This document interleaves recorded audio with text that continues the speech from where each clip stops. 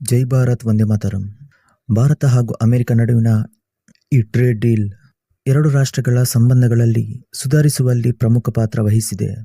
ಈ trade deal ಆಗುವ ಮೊದಲು ಡೊನಾಲ್ಡ್ ಟ್ರಂಪ್ ಭಾರತದ ವಿರುದ್ಧ ಕೆಲವೊಂದು ಹೇಳಿಕೆಯನ್ನು ಕೊಟ್ಟಿದ್ದರು.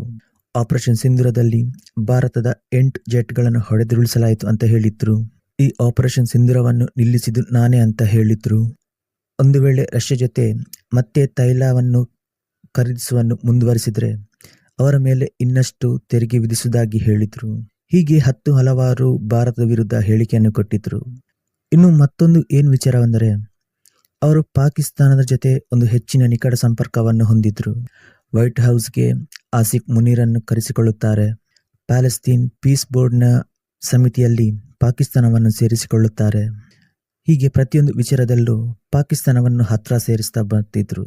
ಆದರೆ ಯಾವಾಗ ಭಾರತ ಬೇರೆ ರಾಷ್ಟ್ರಗಳ ಜೊತೆ ಫ್ರೀ ಟ್ರೇಡ್ ಡೀಲ್ ಮಾಡಲು ಶುರು ಮಾಡಿತ್ತೋ ಆಗ ಅಮೆರಿಕವು ಕೂಡ ಭಾರತದ ಜೊತೆ ಫ್ರೀ ಟ್ರೇಡ್ ಡೀಲ್ ಮಾಡಲು ಮುಂದಾಯಿತು. ಅದು ಕೊನೆಗೂ ಸಾಧ್ಯವಾದ ನಂತರ ಭಾರತ ಜೊತೆ ಸಂಬಂಧ ಉತ್ತಮಗೊಳಿಸಿ ಪಾಕಿಸ್ತಾನಕ್ಕೆ ಶಾಕ್ ಕೊಟ್ಟಿದೆ. ಯುನೈಟೆಡ್ ಸ್ಟೇಟ್ ಟ್ರೇಡ್ ರೆಪ್ರೆಸೆಂಟೇಟಿವ್ ಕಚೇರಿಯಲ್ಲಿ ಹೊಸ ನಕ್ಷೆಯನ್ನು ಬಿಡುಗಡೆ ಮಾಡಲಾಗಿದೆ. ನೀವು ಅನ್ಕೊಂಡಿರಬಹುದು, ನಕ್ಷೆ ಬಿಡುಗಡೆ ಮಾಡಿದರೆ ಪಾಕಿಸ್ತಾನಕ್ಕೆ ಯಾಕೆ ಶಾಕ್ ಅಂತ. ಆದರೆ ಟ್ವಿಸ್ಟ್ ಇರುವುದೇ ಇಲ್ಲಿ. ಈ ನಕ್ಷೆಯಲ್ಲಿ POK ಹಾಗೆ ಅಕ್ಸಾಯ್ ಚೀನ್ ಈ ಪ್ರದೇಶವನ್ನು ಭಾರತದ ಪ್ರದೇಶ ಅಂತ ತೋರಿಸಲಾಗಿದೆ. ಇದಕ್ಕಿಂತ ಮುಂಚೆ ಈ ಪ್ರದೇಶವನ್ನು ಸಪರೇಟ್ವಾಗಿ ತೋರಿಸುತ್ತಿದ್ದರು. ಯಾವಾಗ ಈ POKಯನ್ನು ಭಾರತದ ಪ್ರದೇಶ ಅಂತ ಅಮೆರಿಕದ USTR ಕಚೇರಿ ತೋರಿಸಲು ಶುರು ಮಾಡಿತೋ ಆವಾಗಲೇ ನೋಡಿ ಪಾಕಿಸ್ತಾನಕ್ಕೆ ಹೊಟ್ಟೆಯಲ್ಲಿ ಬೆಂಕಿ ಬಿದ್ದದಂತಾಗಿದೆ.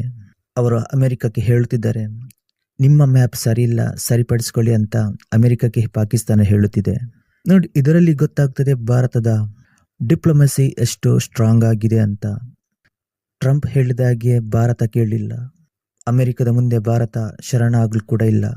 ಅಮೆರಿಕದ ಪ್ರತಿಯೊಂದು ತಂತ್ರದ ವಿರುದ್ಧ ನಾವು ಪ್ರತಿತಂತ್ರ ರೂಪಿಸಿ ಕೊನೆಗೂ ಅಮೆರಿಕ ಬಗ್ಗುವ ಹಾಗೆ ಭಾರತ ಮಾಡಿದೆ.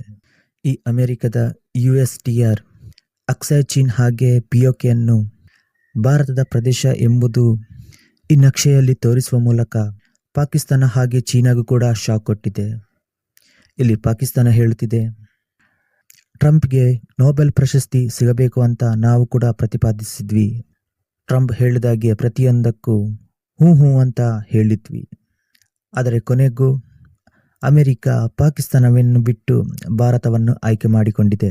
ಈ ಅಮೆರಿಕ ಹಾಗೂ ಭಾರತದ ವ್ಯಾಪಾರ ಒಪ್ಪಂದದಿಂದಾಗಿ ಎರಡು ರಾಷ್ಟ್ರಗಳಿಗೂ ತುಂಬ ಲಾಭವಾಗಲಿದೆ.